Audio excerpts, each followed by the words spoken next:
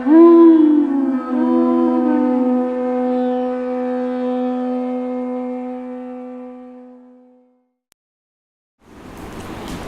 Namo Bhagavate Vasudevaya.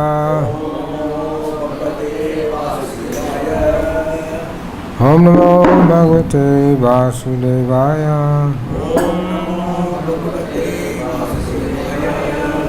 Om Namo Bhagavate Vasudevaya.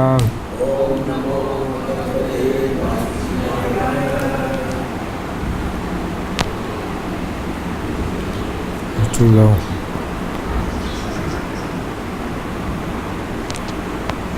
Reading from Bhagavad-Gita as it is. Books are there. Chapter 15, text number 1.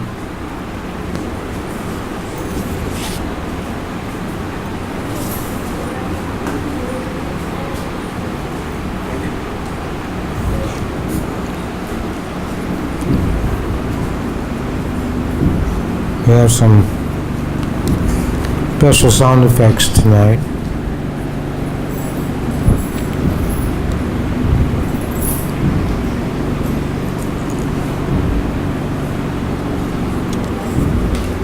Shri Bhagavan Uvacha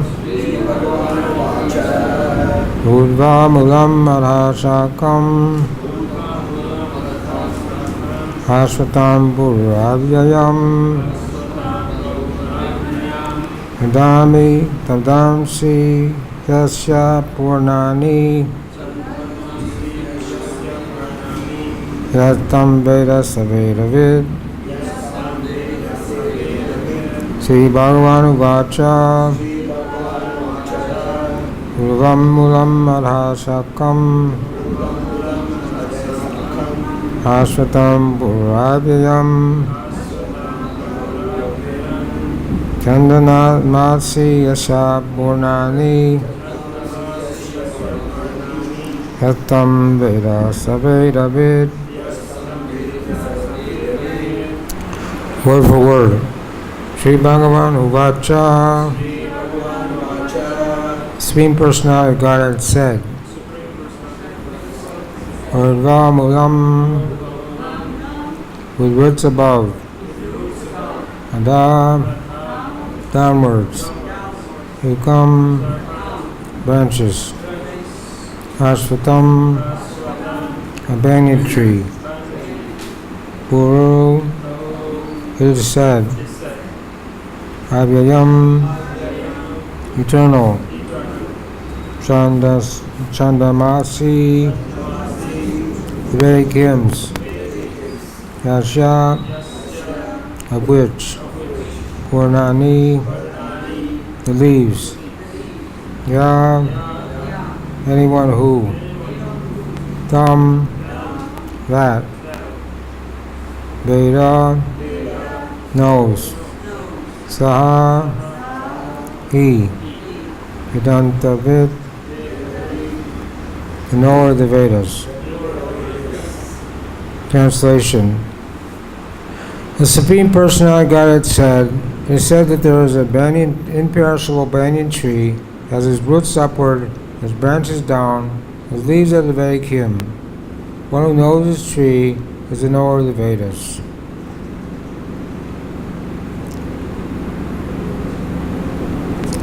This is the beginning of the 15th chapter called the Yoga of the Supreme Person. Verses 1 through 5 are talking about how to become detached from this material world. Now in the book, Borijan's book, Surrender Unto Me, he gives the following this summary of this verse. The banyan tree of the material world is upside down, roots up and branches down. Because it's only a reflection, because it only reflects reality, the spiritual world.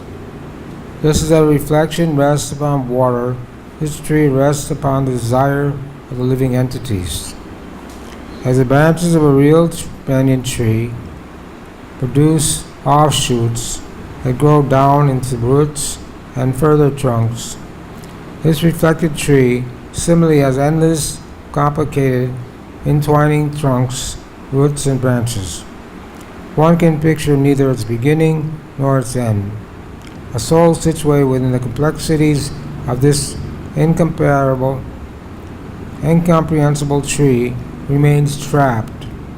All existence beyond the tree is forgotten, and he is fully enamored with the taste of its fruits and berries.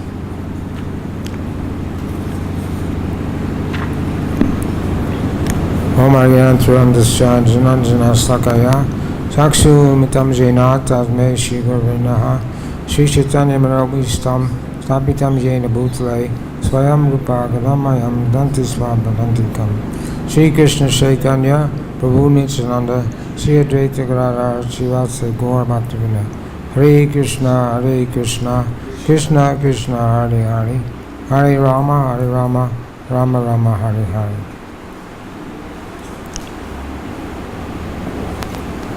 Purport by His Divine Grace A.C. Bhaktivedanta Swami Srila Prabhupada. After the discussion of the importance of bhakti yoga, one may question, what about the Vedas? It is explained in this chapter that the purpose of Vedic study is to understand Krishna. Therefore, one who is in Krishna consciousness, is engaged in devotional service, already knows the Vedas.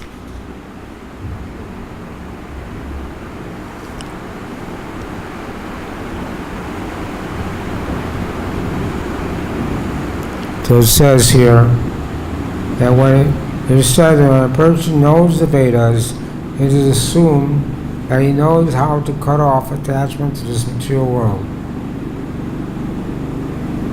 If one knows that process, he actually knows the Vedas. So the Vedas were compiled by Srila Vyasadeva, and there's 4 Vedas: Rig Veda, Yajurveda, Atharva Veda, and Samaveda, and we don't have access to the Vedas. But here it says, one who engaged in Krishna consciousness has already knows the Vedas. So that means Krishna says, Vedanta Krit Veda Veda Vichaham, that I am the knower of Vedas, the compiler of Vedas, and the goal of the Vedas. So we already know that Krishna is the Supreme Personality of Godhead, Krishna is Tu Bhagavan Swayam, and Krishna is the ultimate goal of our Krishna conscious movement, to learn how to love Krishna and serve Krishna and become a devotee of Krishna. So we don't have to go through the trouble of studying all the Vedas. But here, the purpose of the Vedas is to learn detachment and Vairagya Vidya Nija Bhakti Yoga. Chaitanya Mahaprabhu came 500 years ago. He came to teach detachment and knowledge of devotional service to Krishna and detachment from the material world. And Mahaprabhu himself took sannyas at the age of 24. Although he was a young man, he had a beautiful wife and a very affectionate mother, but he gave that all up. And Sarvabhauma Bhattacharya, when he met Sarvabhauma Bhattacharya in Jagannath Puri, Sarvabhauma Bhattacharya said, "You're too young to take sannyas. One should wait till 3/4 of his life is finished." But Mahaprabhu said, "No, my ecstatic feelings for Krishna were so strong that I couldn't stay in family life." And then he showed his sad boots for him, to Sarvabhauma Bhattacharya. He said, well, now, what do you think? Do you think I'm ready to take sannyas? Anyway, Mahaprabhu took sannyas to show how one can be detached from this material world. The sannyasi, Vaishnava sannyasi, he carries a rod, it's a danda. And that rod has composed of three bamboo sticks, which means he's dedicated his life, body, mind, and words to service of Krishna. And he has no other interest. So, but the Mayavadi sannyasis, they only carry one danda, ek danda. As they say, everything's Brahma, everything's one, and then you emerge into the Supreme. But that's not the real picture of the material world and the spiritual world, because so the Tridandi sannyasi, Vaishnava sannyasi,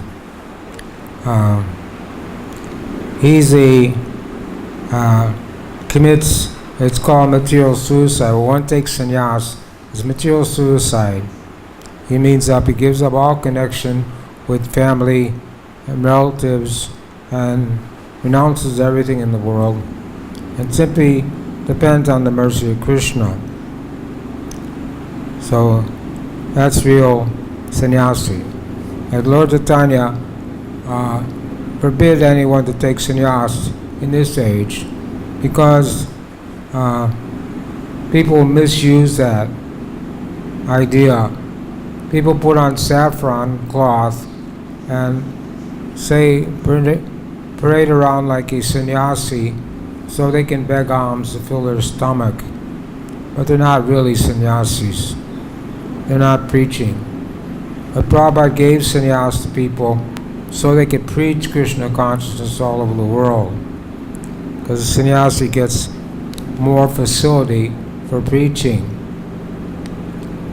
Of course, many of the people Prabhupada gave sannyas to weren't actually qualified, ready for sannyas. They were too young and they couldn't maintain it. So generally, one should not take sannyas till 3/4 of his life is finished. But Mahaprabhu, he's the Supreme Personality of Godhead, so he can do anything he likes, and he played the role of a perfect sannyasi. Even they would bring him things for his health, for his comforts, but he rejected everything. And this Damodar Pandit brought him a pot of oil to massage on his head to reduce the bile, but he wouldn't accept that oil. Then someone else made him a bed because he was sleeping on the floor, made him a bed out of leaves or something, so it wouldn't be too hard for him, but he also rejected that. And one time he heard someone singing and he started running, and his servant at that time was Govinda, and he ran after Mahaprabhu and stopped him and told Mahaprabhu that that's a woman singing. And Mahaprabhu said that you saved my life because I'm a sannyasi, and if I had touched a woman, then I would have ruined my life. So sannyasis, we preach to everyone. We preach to men, we preach to women, because everyone's spirit soul. But we also, sannyasis should be very strict. When O.B.L. Kapoor came to see Prabhupada with his young wife requested a private interview with Bhaktisiddhanta. Bhaktisiddhanta could have been her grandfather at that time, but he refused. He said, "No, I cannot see you privately. If you have anything to say, you should say it here." So Srila Prabhupada also was a strict sannyasi. He would never be in a room alone with a woman, even his sister. If his sister came in the room, he'd tell his servant to stay in the room until she left. So this is a real sannyasi.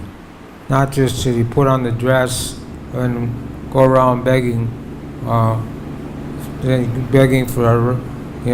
chapatis to fill your belly. That's not sannyas. So the sannyasis in our movement, not only are they renounced, but they're also preaching Krishna consciousness all over the world, and that's why the Krishna consciousness movement is expanding. Now we have 650 temples, and maybe 10 years ago we only had 400 temples. So more and more temples are being built, more and more people are joining our movement because of these sannyasis who are traveling and preaching. It's not so easy, but they are accepted this task to fulfill the orders of Lord Chaitanya, who said that his name, the holy name, the Hare Krishna Maha Mantra, would be chanted every town and village and on the surface of this globe. So the devotees are going to all the different countries in the world. We have a World Harinam Sankirtan Party, which is been organized by Mahavishnu Swami, and they're going to all the countries in the world and doing Sankirtan on the streets everywhere. And of course there's many countries where we're not, it's not easy to get in the country or do Harinam, so we can't go to many countries, especially in the Muslim countries, because we can't go there looking like devotees, so they can't go to those countries. But most of the countries in Europe, America, South America, Canada, Africa, South Africa, Australia, these places we can go and do Harinam and do Sankirtan freely without any trouble. So the Vedas are books of knowledge, but the real meaning of the Vedas is to know Krishna. So the entanglement of this material world is compared here to a banyan tree. For one who is engaged in fruitive activities, there is no end to the banyan tree. He wanders from one branch to another, to another, to another. The tree of this material world has no end, and for one who is attached to this tree, there is no possibility of liberation. The Vedic hymns meant for elevating oneself are called the leaves of this tree. This tree's roots grow upward because they begin from where Brahma is located, the topmost planet of this universe. If one can understand it's an indestructible tree of illusion, then one can get out of it. Of course, this banyan tree, this is an analogy. It's not something that we can perceive with our senses. But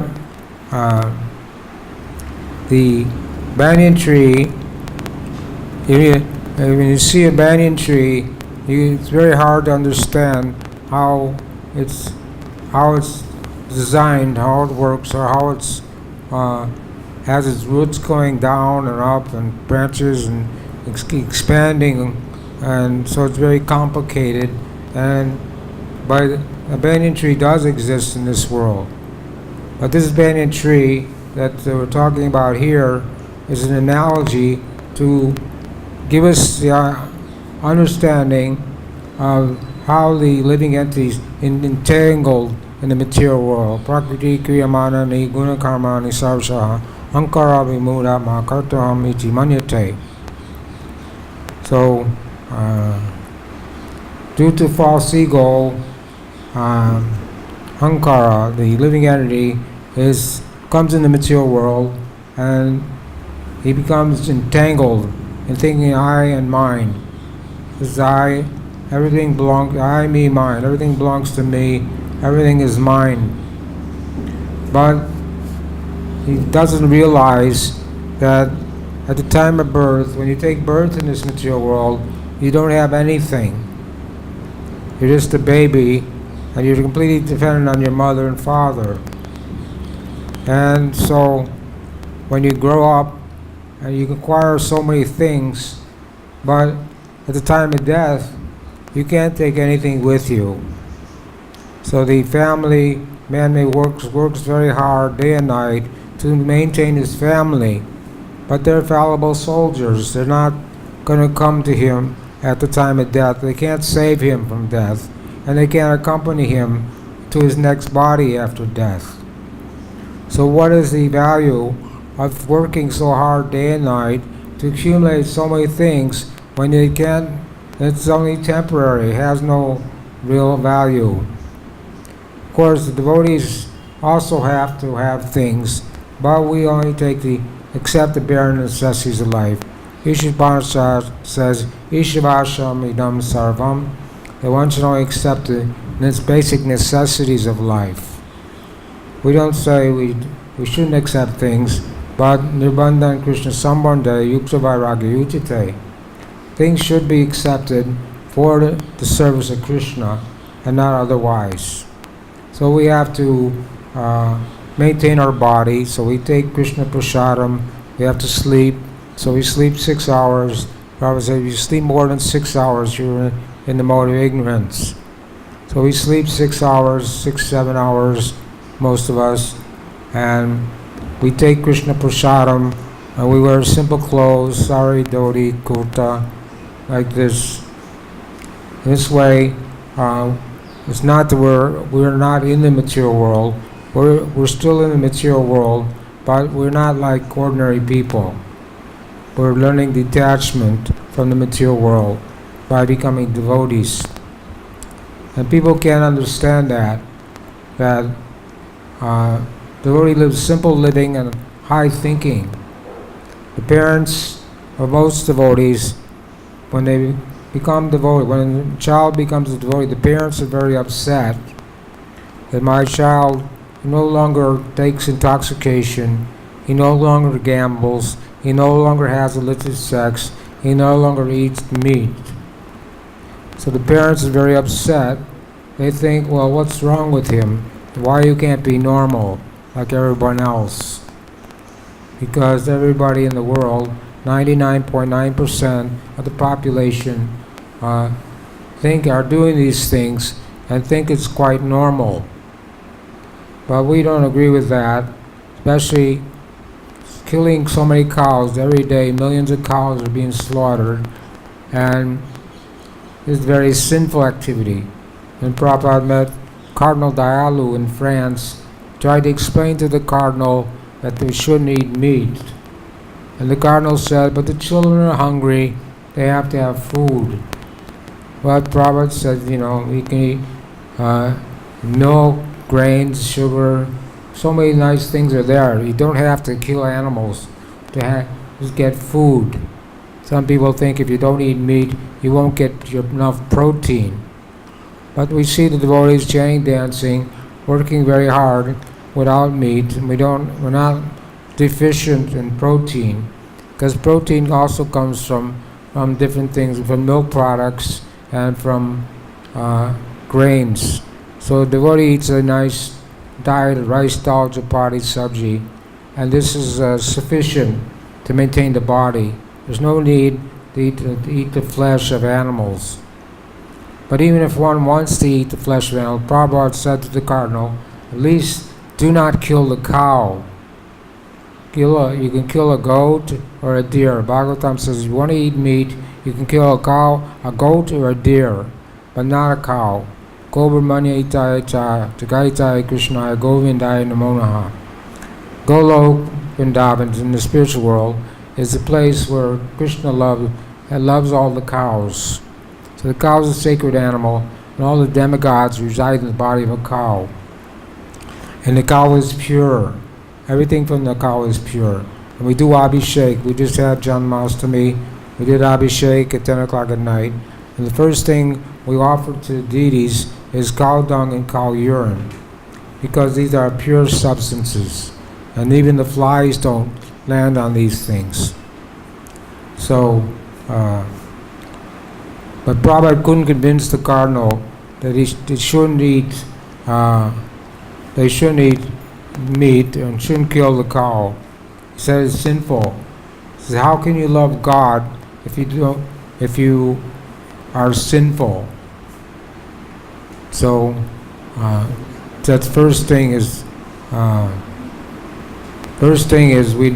we follow the four regulated principles. So we're not like, although it may appear like that we're ordinary living beings, but we're not. This process of extrication means freeing oneself from entanglement. This is the purport to text number, chapter 15, text number 1. Do you understand English? You understand English? Yes. Do you understand English? Yes. Yes. All right. This process of extrication should be understood. In the previous chapters, it has been explained that there are many processes by which to get out of the material entanglement. And up to the 13th chapter, we've seen that devotional service to the Supreme Lord is the best way. Now the basic principle of devotional service is detachment from material activities and attachment to the transcendence. Attachment to the transcendental service of the Lord.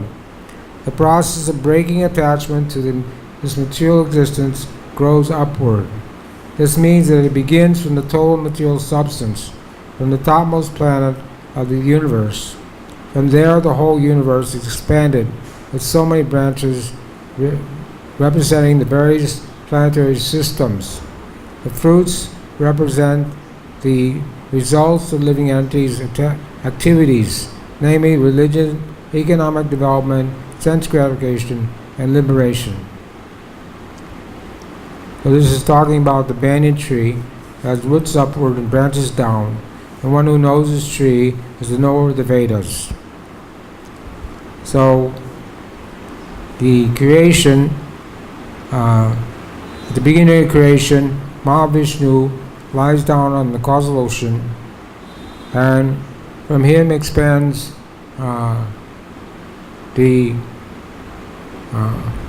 Karnadakshay Vishnu, and then from Garbhadakshay Vishnu comes, from his breathing, exhaling, all the different universes come out.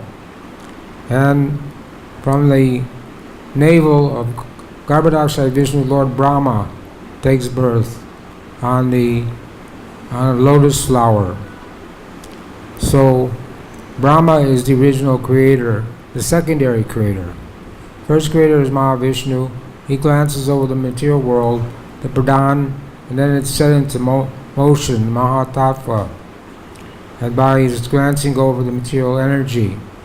Then Brahma is the secondary creator, and from Brahma all the other living entities come out, and the progenitors of mankind come out, and they expand and populate the universe.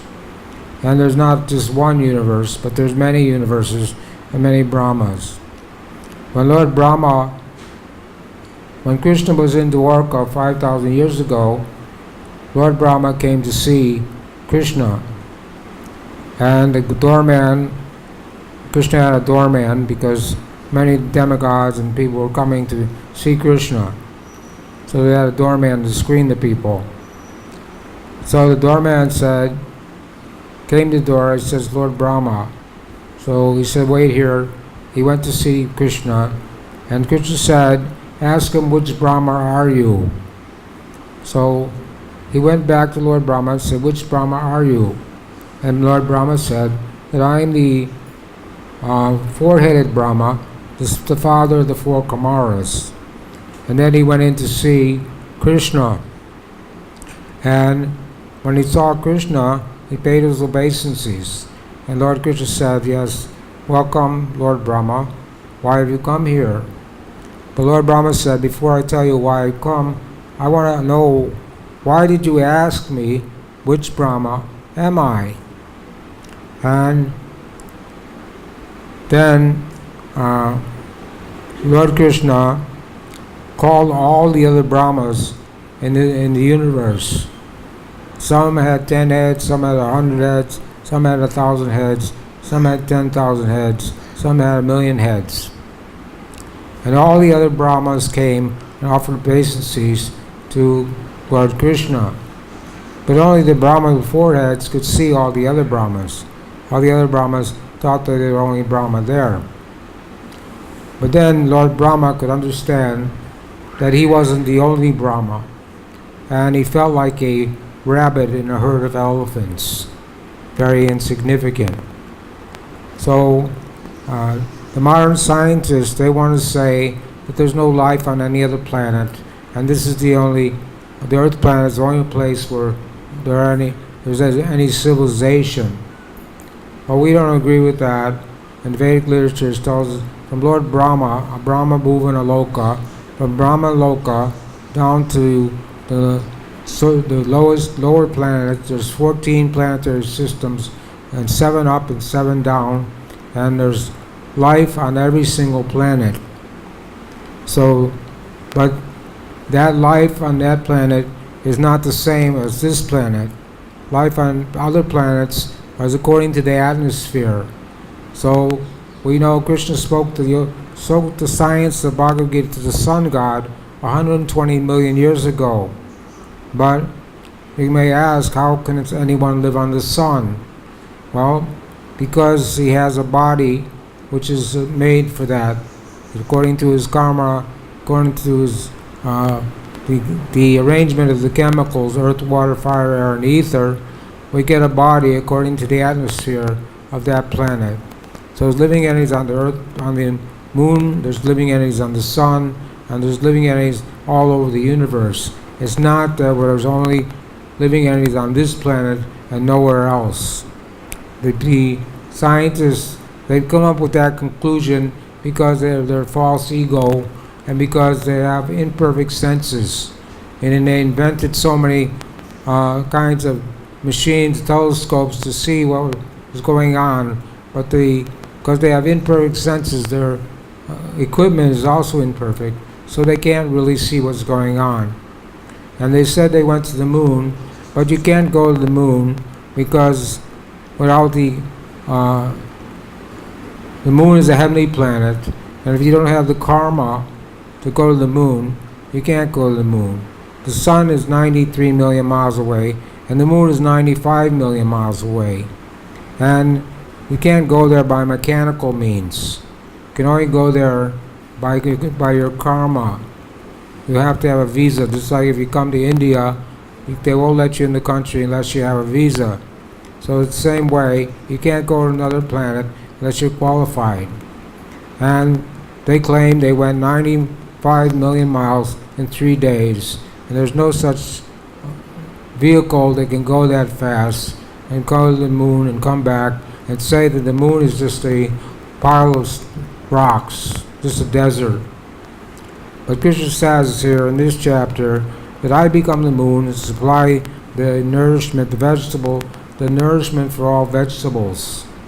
So the moonshine is the source of the vegetation. So if the moon is just a barren desert, how can it produce vegetables?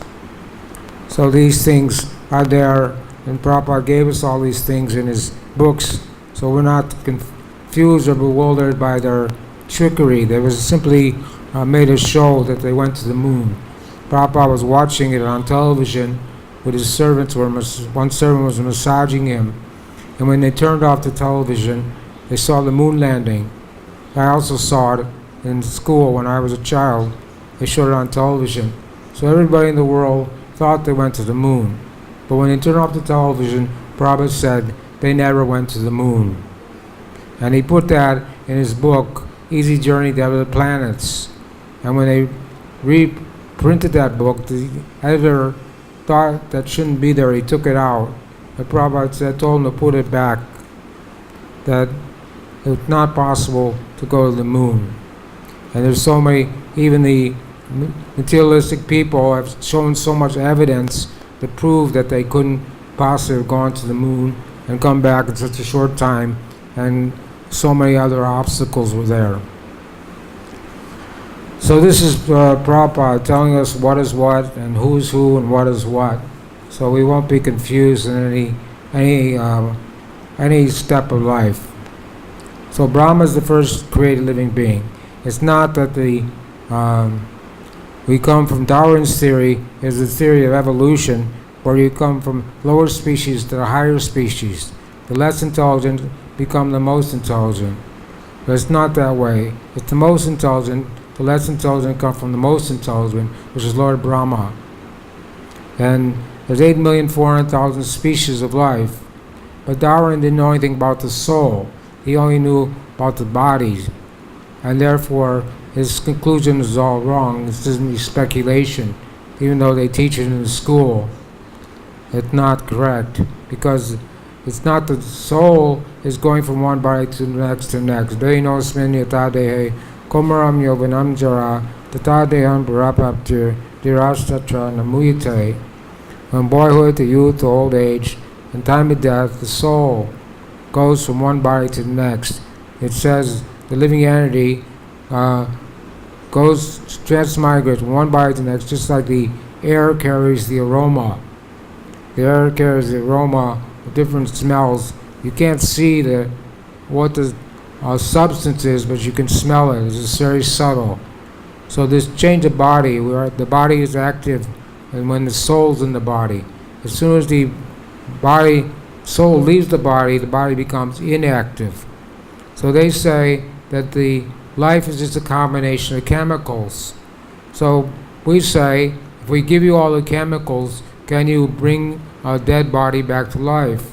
And they say, we can't do that now, but maybe in the future we'll do that.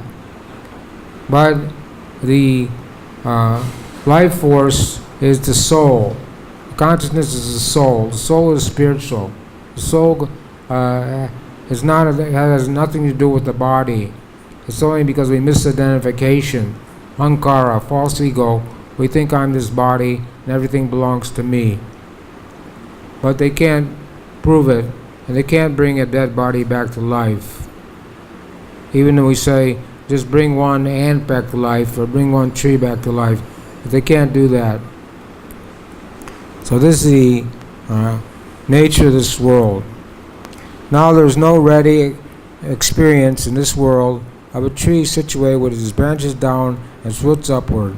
But there's such a thing. That tree can be found beside a reservoir of water. And we can see that the trees on the bank reflect upon the water with their branches down and roots up. In other words, the tree of this material world is only the reflection of the real tree of the spiritual world. This reflection is situated on water. Desire is the cause of things being situated in this reflected material light. One who wants to get out of this material existence must know this tree thoroughly through analytical study. Then he can cut off his relationship with him.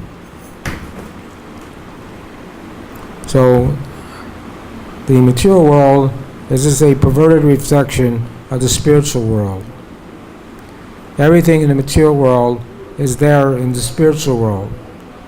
In Mayavadi say Brahma Jagat Mitra, what does it say? Brahma, what's that? Brahma Satya Jagat Mitra, that the material world is false and that Brahman is real. They stop at Brahman, the Brahman effulgence, and they want to become one or merge. But the devotees, they want to serve Krishna and go to the spiritual world. There's the material world made up of three modes of material nature, and then the spiritual world, Vaikuntha planet to Golok Vrindavan, two realms. In the spiritual world, there's activity, variegatedness. It's not that spiritual means no variety. Spiritual life means variety. But it's not like in the material world. In the material world, the main emphasis everyone is focused on is sex life. And that's practically everywhere you see, the people are being told that the sex life is the highest enjoyment and everyone should have as much sex as possible. Even in old age, they're still trying to enjoy this way. But it's not, there's also sex life in the spiritual world, but that, but that sex life is between Krishna and Radharani and the gopis. That's spiritual, and it has nothing to do with this material world. It's the difference between night and day, or iron and gold. So when Krishna comes in the material world, he has his Rasa Leela. He dances with the gopis, the married women, has his Rasa dance, which is described in the 10th canto. But Prabhupada wrote the Krishna book first and gave the synopsis and gave the purport to the 10th canto, and so we would not become sahajiyas, or take things cheaply. And so we understand that Krishna's Rasa dance, or dancing with young women in the dead of night, has nothing to do with this material world. It's not a material affair. It's not like a ballroom dance between boys and girls. Because Krishna has a Satchidananda body. This is the body, Ishvara Sarva Bhutanam. Krishna's body is Satchidananda Vigraha, and eternally full of knowledge and bliss. And so, and the gopis also have spiritual bodies. So they have no interest but to please Krishna. And it's not a mundane affair, the Rasa dance, and it's not to be imitated. People who imitate the Rasa dance are doomed to go to hell, or after this is a greatest offense, a big offense to Krishna, to think that the Rasa dance, that they can imitate Krishna in the Rasa dance. So this means the spiritual world, the material world is a reflection of the spiritual world. So the spiritual world is not void, and not and there's no activity there. There is activity there, but it's not like here. There's no there's no modes of material nature, and there's no Maya in this spiritual world. So no one knows, they don't even know what Maya is in the spiritual world. So the living entities are in both places, but when we come in the material world, we develop this false ego, and we become covered by the three modes of material nature. And therefore, only by studying the Vedas, by hearing from a guru, that vidi paripatena, paripasena sevaya, that one should accept a bona fide spiritual master, and then he can instruct you on the truth, because he's seen the truth, therefore he can give you the truth about the whole material and spiritual world. Now we continue to speak about this tree being the reflection of the real tree, is an exact replica. Everything is there in the spiritual world. The impersonals take the Brahman to be the root of the material tree, and the tree, according to Shankara philosophy, comes Prakriti, Purusha, then the three gunas, then 5 gross elements, then 10 senses, mind, etc. This way they divide up the whole material world into 24 elements. If Brahman is the center of all manifestation, then this material world is the manifestation of the center by 180 degrees, and the other 180 degrees constitutes the spiritual world. The material world is the perverted reflection, so the spiritual world must have the same variegatedness, but in reality. The Prakriti is the external energy of the Supreme Lord, and the Purusha is the Supreme Lord himself, and that is expanded in Bhagavad-Gita. Since this manifestation is material, it is temporary. A reflection is temporary, for it is something seen and something not seen. But the original form, origin from hence the reflection is reflected, is eternal. Material reflection of the real tree has to be cut off. Then it said, the person who knows the Vedas is assumed that he knows how to cut off attachment to this material world. If one knows that process, he actually knows the Vedas. One who is attracted by ritualistic formulas of the Vedas is attracted by the beautiful green leaves of the tree. He does not exactly know the purpose of the Vedas. The purpose of the Vedas, as disclosed by the Supreme Personality of Godhead Himself, is cut down this reflected tree and obtain the real tree of the spiritual world. As it says in these 5 verses, explain how to get free from the attachment to the material world. It says, with determination, one must cut down the strongly rooted tree with the weapon of detachment. Therefore, one must seek that place which, having gone, one never returns, and there surrender to the Supreme Personality of Godhead, from whom everything began, and from whom everything has extended since time immemorial. The yam yam vapi smaram bhavam. Whatever you're thinking about at the time of death will determine what your next body will be. So, in this movement, everybody is required to chant 16 rounds Maha Mantra. Hare Krishna, Krishna Krishna, Hare Hare, Hare Rama, Rama Rama, Hare Hare.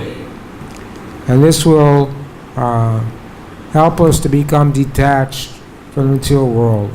Prabhupada was asked by some reporters to show some magic. So some gurus would produce gold in their hand or show some magic and become very famous and popular. But Prabhupada just pointed to his disciples and said, this is my magic. Because before meeting Srila Prabhupada, his disciples were all drunkards, low-class people. So Prabhupada said, I'm trying to make first-class men. First-class man means one who follows the 4 regulated principles. So Prabhupada was able to convert the lowest class to the highest class. And he defeated the argument that you can't become Brahmin. They criticized Prabhupada for making people Brahmins because they weren't born in a Brahmin family. But Brahmin is not by birth, but it's by quality.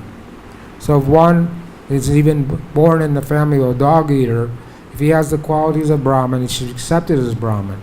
Haridas Thakur was born in the family of Muslims. And when Advaitacharya was doing the Shraddha ceremony, he had to feed one or two Brahmins first after the ceremony. So he called Haridas Thakur and said, I want to feed you first. Haridas Thakur protested, said, no, I'm not a Brahmin. You can't feed me first. But Advaitacharya said, you're better than 10 million Brahmins because you're constantly chanting the holy name of the Lord. Haridas Thakur would chant 300,000 names every day of the Maha Mantra. So Prabhupada knew the Shastra. In many places it says it's not by birth. The one becomes a Brahmin, it's by qualification. So by chanting Hare Krishna, Prabhupada was able to take the lowest class and make him the highest class and make us enable us to become detached from sense gratification, from sinful activities. All over, even the priests in the Catholic Church, other religions, they're supposed to be detached, but they don't have a process to make themselves detached. So even though a priest is supposed to be celibate, it's very difficult for him. But as soon as a person comes to Krishna consciousness, as soon as he begins chanting the Maha Mantra and following, it becomes easy to follow the principles, because that puts us in the mode of goodness. As long as one is in the mode of passion, ignorance, then you can't follow the principles of Krishna consciousness. But when we come to the mode of goodness by chanting 16 rounds, associating with devotees, hearing Srimad Bhagavatam, Bhagavad-Gita, all these different literatures, engaging in devotional service, that keeps us in the mode of goodness or pure goodness. In this way, we can follow the principles. Of course, we may have problems following the principles, but Krishna says even if one commits the most abominable activity, he's still considered saintly, because an accidental fall down may be there. Just on the road, there's maybe some accident. So Krishna consciousness is a razor's edge. If one's not careful when he's shaving his face, he may cut himself. So Krishna consciousness is like that, and we have to be very strict in our sadhana, and very strict that we don't get deviated from Krishna consciousness. But even if we get deviated momentarily by accident, but if we continue the process, there's no prashchitya or atonement for a devotee, because Krishna is in the heart. He knows the devotee's heart. And if you do something that's abominable, and but you repent for your activity and don't do it again, then Krishna will forgive you. If you go on chanting, you should never stop chanting. If you do something that's not acceptable, you should continue chanting and refrain from doing that activity again, and then Krishna forgives his devotee from within the heart. So this is the way we can become detached from the material world. Even though we're in the material world, devotees go out preaching every day, selling books. They don't get influenced by the material energy, because we're going to give people Krishna consciousness, not to take their association, but to give our association.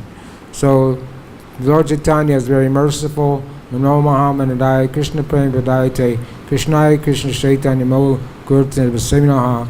He's the most munificent incarnation, because he came to give prema, bhakti, and he came to teach people how to become detached from the material world. So Lord Chaitanya protects his devotee when he goes out to preach in the material world, even though we know the material world is a dangerous place, and we can be allured and distracted at any time. So the devotee has to take the medicine. If you're sick, you have to take the medicine, and that will keep you, or if you don't want to get sick, get some disease, you have to take a vaccination to prevent you from getting a disease. So our vaccination is our sadhana morning program, and we do temple worship, although it's not the Yuga Dharma. The Yuga Dharma is chanting the holy name, Hare Krishna, Krishna Krishna, Hare Hare, Hare Rama, Rama Rama, Hare Hare.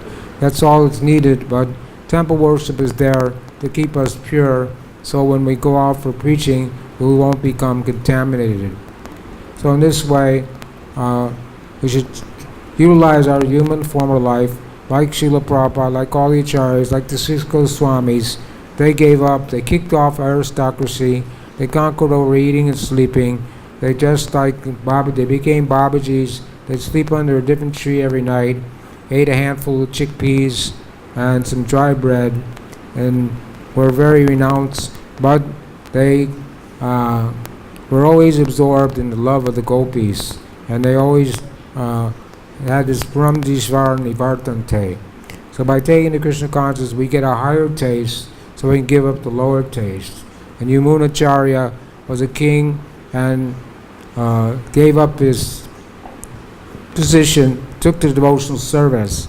So he said, whenever I even think of sex life, I curl my lips and spit in disgust. So all the things in the material world that people are trying to enjoy and trying to eke out some pleasure from, the devotees consider them abominable and detestful. But Prabhupada said, you can understand that you're making an advancement in Krishna consciousness when you go into a big shopping mall, and they have them all over America, all over the world now, even in India, and you think that there's nothing in this mall that I need, then you become detached from the material world. So we do have cell phones, we do have laptop computers, but it's not restricted. We use them in Krishna's service.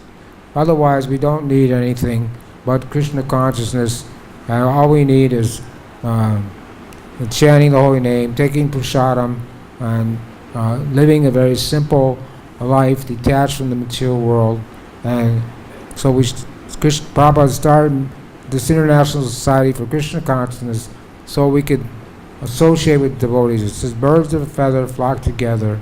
So if you associate with thieves, you become a thief. Associate with drunkards, you become a drunkard. Associate with devotees, you become a devotee. So not only we dress like devotees, but we should act and live a life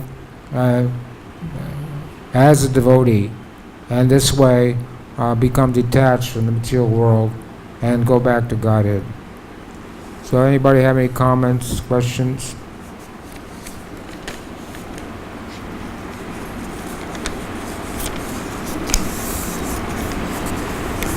Alright, Srila Prabhupada ki jai. Bhagavad-Gita ki jai.